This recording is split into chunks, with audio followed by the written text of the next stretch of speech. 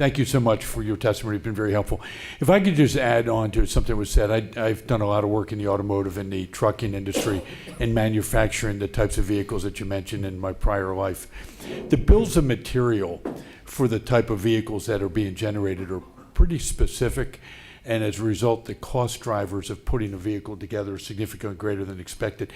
But we bear some of the burden of the responsibility in the Commonwealth. Our procurement cycle makes it extraordinarily difficult for someone who's trying to service what you need to be able to provide for those parts simultaneously and then find out all of a sudden it's scheduled for production, then it's delayed.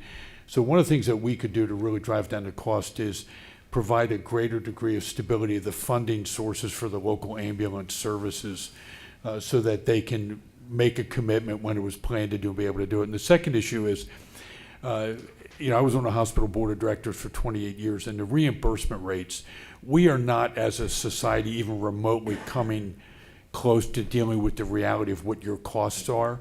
And when we browbeat, when the insurance industry and Medicare and Medicaid browbeat you on rates, we have to accept sometime, I think, where we at the state have to push back on the federal government. Because once the Medicare and the Medicaid rates are established, all the insurance companies are keying off of those. And if the payer mix in a community is lower Medicaid, there's no way an ambulance and EMS service can survive. Just can't happen.